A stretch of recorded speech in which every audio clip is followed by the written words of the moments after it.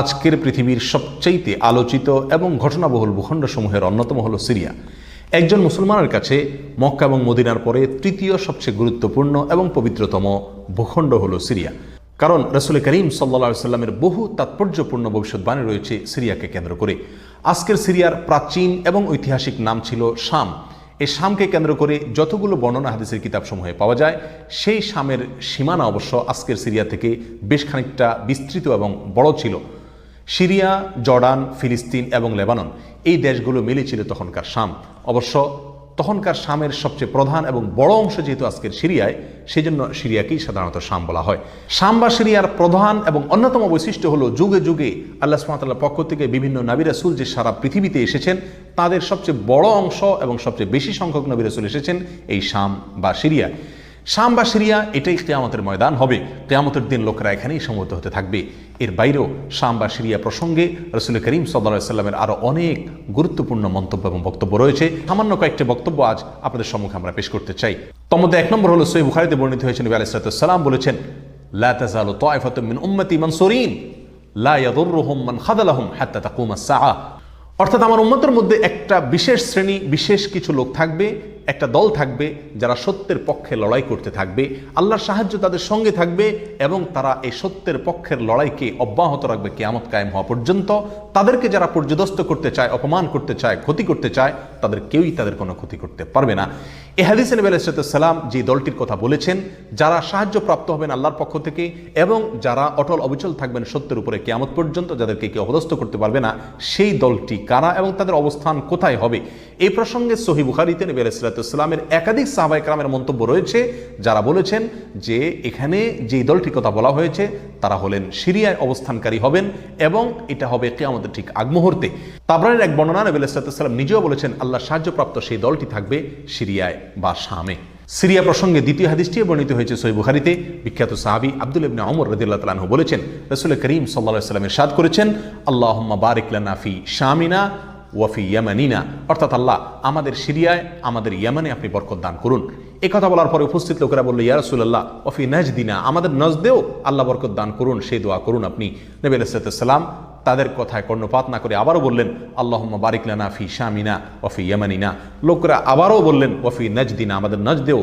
নবী আলাইহিস সালাম তখনও একই কথার পুনরাবৃত্তি করলেন এবং পরিশেষে বললেন, নাজদ সেই জায়গায় তো ফিতনা ফাসাদ হবে, সেখানে তো হত্যা, মারামারি, খুনাখুনি হবে, সেখানে তো ভূমিকম্প দেখা দিবে এবং সেখান থেকে তো শয়তানের শিং উত্থিত হবে, সেখান থেকে তো শয়তানের শিংয়ের আবির্ভাব ঘটবে, বের হবে। এখানে নাজদ বলতে কোন এলাকাকে বোঝানো হয়েছে, এই প্রসঙ্গে মুহাদ্দিসিনে কেরামের বেশিরভাগের মন্তব্য হলো নাজদ বলতে ইরাককে বোঝানো হয়েছে। নাজদ বলা হয় উঁচু অঞ্চলকে, আরবের বিভিন্ন অঞ্চলকে নাজদ বলা হয়। হেজাজ এটাকেও নাজদ বলা হয়, যেটা সৌদি আরবের ভিতরে, আর ইরাককেও নাজদ বলা হয়। সহিহ বুখারীর বিশ্ববিখ্যাত ব্যাখ্যাতা আল্লামা কিরমানি রাহিমাহুল্লাহ এবং আল্লামা খাত্তাবী রাহিমাহুল্লাহ এবং আল্লামা ইবনে আব্দুল বার রাহিমাহুল্লাহ সহ অনেক বড় বড় মুহাদ্দিসিনে কেরাম এবং হাদিসবিদগণ মন্তব্য করেছেন যে হাদিসের শেষ অংশে নবী আলাইহিস সালাম যে নাজদ প্রসঙ্গে মন্তব্য করেছেন, সেখানে নাজদ বলতে ইরাককে বোঝানো হয়েছে। হাদিসের সবচেয়ে বড় সমাহার কানজুল উম্মালে আবু নাঈমে বর্ণিত নবী আলাইহিস সালামের এক হাদিসে পরিষ্কারভাবে নবী আলাইহিস সালাম নিজেই বলে দিয়েছেন এখানে নাজদ বলতে ইরাককে বোঝানো হয়েছে। যাই হোক, এই হাদিস থেকে আমরা বুঝতে পারলাম বরকত নবী আলাইহিস সালাম চেয়েছেন আল্লাহর কাছ থেকে এই শাম বা সিরিয়ার জন্য। তাহলে এই শাম বা সিরিয়া এটা গুরুত্বপূর্ণ একটি জায়গা এবং নবী আলাইহিস সালামের কাছে খুবই প্রিয়, আল্লাহর কাছে খুবই তাৎপর্যপূর্ণ একটি ভূখণ্ড।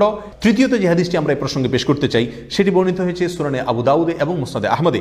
নবী আলাইহিস সালাম থেকে বর্ণনা করেছেন আব্দুল্লাহ ইবনে হাওয়ালা রাদিয়াল্লাহু তাআলা আনহু, তিনি বলেন যে রাসূল করিম সাল্লাল্লাহু আলাইহি ওয়াসাল্লাম আমাকে বলেছেন, দেখো যখন তুমি দেখবে যে খেলাফত পবিত্র ভূমিতে অবতরণ করেছে, নেমেছে, এসেছে, প্রতিষ্ঠিত হয়েছে, তখন তুমি ধরে নিবে যে কিয়ামত খুবই সন্নিকটে এসে গেছে। এ হাদিসে নবী আলাইহিস সালাম পবিত্র ভূমিতে যে খেলাফত অবতরণ করলে কিয়ামত নিকটবর্তী এটা বোঝা যাবে বলেছেন। এখানে পবিত্র ভূমি বলতে তিনি কি বুঝিয়েছেন, এই ব্যাখ্যা প্রসঙ্গে প্রায় সকল মুহাদ্দিসিনে কেরামের অভিমত হলো নবী আলাইহিস সালাম এখানে সিরিয়াকে বুঝিয়েছেন। আগে এবং পরের আলোচনাকে পর্যালোচনা করলে সেটাই পরিষ্কার হয়ে যায়। সিরিয়া প্রসঙ্গে চতুর্থ যে হাদিসটি আমরা পেশ করতে চাই, সেটি সুনান তিরমিজিতে বর্ণিত হয়েছে। সেই হাদিস থেকে বোঝা যায় নবী আলাইহিস সালাম সিরিয়াকে গোটা মুসলিম বিশ্বের জন্য হৃৎপিণ্ড হিসেবে অভিহিত করেছেন, মন্তব্য করেছেন। তিনি বলেছেন, সিরিয়ার লোকেরা যখন খারাপ হয়ে যাবে, মন্দ এবং খারাপ দিক যখন সিরিয়ার লোকদেরকে গ্রাস করবে, ছেয়ে যাবে, তখন তোমরা ধরে নিবে পৃথিবীর কোনো জায়গায় আর কোনো ভূখণ্ডে মুসলমানদের মধ্যে আর কোনো কল্যাণ অবশিষ্ট নেই। অর্থাৎ হৃৎপিণ্ডের মতো সিরিয়ার মানুষের মধ্যে যখন পচন ধরবে তখন গোটা দেহে, গোটা মুসলিম বিশ্বের মধ্যেই পচন তার আগেই ধরে গেছে, এটা পরিষ্কারভাবে বোঝা যাবে। এ হাদিস থেকেও সিরিয়া অত্যন্ত গুরুত্বপূর্ণ ভূখণ্ড, সেটা পরিষ্কারভাবে আমরা বুঝতে পারি। সিরিয়া প্রসঙ্গে 5 নম্বর হাদিসটি বর্ণনা করেছেন আবু হুরায়রা রাদিয়াল্লাহু তাআলা আনহু, আর এটি বর্ণিত হয়েছে সুনান ইবনে মাজাহ। নবী আলাইহিস সালাম বলেছেন, একটা সময় আসবে যখন গোটা বিশ্বে বড় বড় যুদ্ধ বিগ্রহ সংগঠিত হবে, বিশ্বজুড়ে যখন বড় বড় যুদ্ধ দেখা দিবে, তখন মাওয়ালিদের অর্থাৎ নওমুসলিমদের একটি দল আল্লাহর পক্ষে, সত্যের পক্ষে, আল্লাহর দ্বীনের জন্য লড়াই করতে থাকবে এবং তখনকার আধুনিক যত অস্ত্রশস্ত্র এগুলিতে তারা সজ্জিত থাকবেন এবং সত্যের পক্ষে লড়াই করতে থাকবেন। তাহলে চরম সংকটময় পরিস্থিতিতে আল্লাহ সুবহানাহু ওয়া তাআলার একটা বিশেষ সাহায্য এবং অনুগ্রহ আমরা দেখতে পাচ্ছি, আর সেটা অবতীর্ণ হবে, সেটা নাজিল হবে এই সিরিয়ার দামেস্ক নামক শহরে। নাম্বার 6, সিরিয়া প্রসঙ্গে নবী আলাইহিস সালামের আরেকটি তাৎপর্যপূর্ণ ভবিষ্যদ্বাণী রয়েছে, যেটি বর্ণিত হয়েছে সহিহ মুসলিমে। বর্ণনা করেছেন সাহাবী নওয়াস ইবনে সুমাআন রাদিয়াল্লাহু তাআলা আনহু। তিনি বলেছেন, নবী আলাইহিস সালাম একবার দাজ্জাল প্রসঙ্গে দীর্ঘ এবং বিশদ আলোচনা করলেন। একটা পর্যায়ে এসে তিনি বললেন, কিয়ামতের পূর্বে আল্লাহর নবী ঈসা আলাইহিস সালাম যে আসমান থেকে অবতরণ করবেন পৃথিবীতে, তিনি অবতরণ করবেন মূলত সিরিয়ার দামেস্ক নামক শহরের, বর্তমান যে রাজধানী সেই দামেস্ক শহরের পূর্ব অঞ্চলের একটি উঁচু এবং সাদা মিনারায় তিনি অবতরণ করে দুনিয়াতে আসবেন। এসে সারা পৃথিবী জুড়ে তাণ্ডব চালানো দাজ্জালের বিরুদ্ধে তিনি লড়াই করবেন এবং সিরিয়ার এই লুদ নামক জায়গায় তিনি দাজ্জালকে হত্যা করবেন। একজন মুসলমানের কাছে যে সিরিয়ার ভূখণ্ডটি অত্যন্ত তাৎপর্যপূর্ণ তা পরিষ্কারভাবে হাদিসের মাধ্যমে ফুটে ওঠে। নাম্বার 7, তিরমিজি বর্ণিত এক হাদিসে আসছেন, নবী আলাইহিস সালাম ইরশাদ করেছেন, কিয়ামতের পূর্বে ইয়েমেনের হাজরামাউত নামক শহরে সেখানে আগ্নোৎপাত দেখা দিবে, আগ্নেয়গিরি দেখা দিবে এবং সে আগুন মানুষকে ধাওয়া করতে থাকবে। সেই পরিস্থিতি আসলে কিয়ামতের ঠিক পূর্ব মুহূর্তে আমরা কি করব, এই প্রসঙ্গে সাহাবায়ে কেরাম নবী আলাইহিস সালামের কাছে দিক নির্দেশনা চাইলে তিনি বললেন, আলাইকুম বিশাম, তোমরা শাম বা সিরিয়ায় গিয়ে আশ্রয় নিবে। অন্য এক হাদিসে আসছেন, নবী আলাইহিস সালাম বলেছেন, একটা সময় আসবে যখন 3টা জায়গায় একসঙ্গে যুদ্ধ চলবে, সিরিয়ায় এবং ইয়েমেনে এবং ইরাকে। একজন সাহাবী প্রশ্ন করলেন, ইয়া রাসূলুল্লাহ, আমাকে ওই সময় আপনি কোন পক্ষের হয়ে লড়াই করার জন্য নির্দেশ করবেন? নবী আলাইহিস সালাম বলেছেন, তুমি শামের হয়ে অর্থাৎ সিরিয়ার হয়ে তুমি লড়াই করবে, আর যদি সিরিয়া হয়ে লড়াই করার সামর্থ্য তোমার না থাকে তাহলে ইয়েমেনের পক্ষ তুমি অবলম্বন করবে। এই হাদিসে একেবারে পরিষ্কারভাবে সিরিয়ার গুরুত্ব এবং তাৎপর্য আমাদের কাছে ফুটিয়ে তুলছে।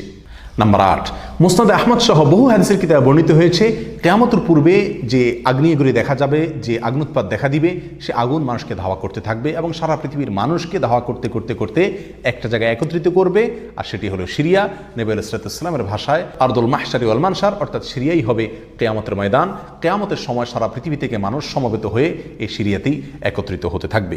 নাম্বার 9, নবী আলাইহিস সালাম আরেক হাদিসে বলেছেন, মালায়েকাতুল্লাহি বাসিতু আজনিহাতাহুম আলা শাম, আল্লাহর ফেরেশতাগণ সিরিয়ার উপরে তাদের ডানাকে ছেয়ে আছেন অথবা ছেয়ে থাকবেন।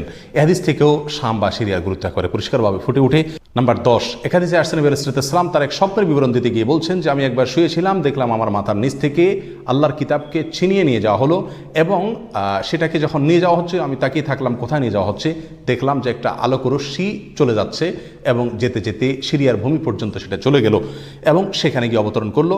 এরপর নবী আলাইহিস সালাম বললেন, আলা ইন্নাল ঈমানা ইযা ওয়াকাআতিল ফিতানু বিশাম, অর্থাৎ যখন সারা পৃথিবীতে ফিতনা ফাসাদ ছেয়ে যাবে তখন ঈমানের ঠিকানা হবে সিরিয়ায়, আর ঈমানদারদের আশ্রয়স্থল হবে, শেষ ভরসা হবে সিরিয়া।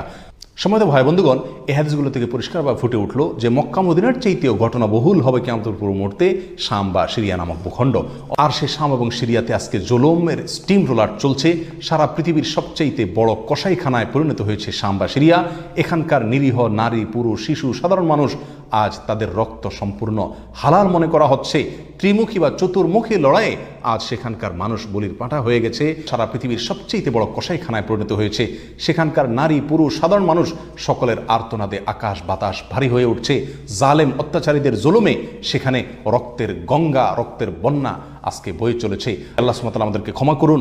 আমাদের অক্ষমতা, আমাদের অপারগতা, আমাদের অলসতা, আমাদের উদাসীনতা, আমাদের দায়িত্বহীনতা এর জন্য না যেন আল্লাহর গজব আমাদের উপরে, আল্লাহর আযাব না যেন আমাদের উপরে নাজিল হয়। আজ সারা বিশ্ব বিবেক নীরব হয়ে আছে। মুসলিম বিশ্ব পর্যন্ত নীরব দর্শকের ভূমিকা পালন করছে। আপনার আমার মতো সাধারণ মানুষ আজকের বিশ্ব ব্যবস্থা আমাদের হাত পাকে একরকম বেঁধে রেখেছে। আমরা তাদের পাশেও দাঁড়াতে পারছি না। অতএব কমপক্ষে আল্লাহর কাছে দোয়া করি, আল্লাহ আমাদের অক্ষমতাকে ক্ষমা করুন, আল্লাহ তাদের সাহায্য করুন, তাদের সহযোগিতা করুন। জালেমদের কালো হাতগুলোকে আল্লাহ সুবহানাহু ওয়া তাআলা ভেঙে চুরে চুরমার করে দিন। প্রিয় বন্ধুগণ, নিরাশ হওয়ার কোনো কারণ নেই। সিরিয়ার মানুষদের দিয়ে আল্লাহ সুবহানাহু ওয়া তাআলা অনেক বড় খেদমত নেবেন। হয়তো তাদের পরীক্ষা চলছে, আল্লাহর সাহায্য ইনশাআল্লাহ অচিরেই আসবে। আল্লাহ সাহায্য তাদের সঙ্গে আসুক এবং সকল প্রকার জালিমদেরকে আল্লাহ সুবহানাহু ওয়া তাআলা ধ্বংস করুন, সেই দোয়া আল্লাহ সুবহানাহু ওয়া তাআলার কাছে আমরা রাখি। ওয়া আখিরু দাওয়ানা আলহামদুলিল্লাহি রাব্বিল আলামিন। ওয়াসসালামু আলাইকুম ওয়া রাহমাতুল্লাহি ওয়া বারাকাতুহু।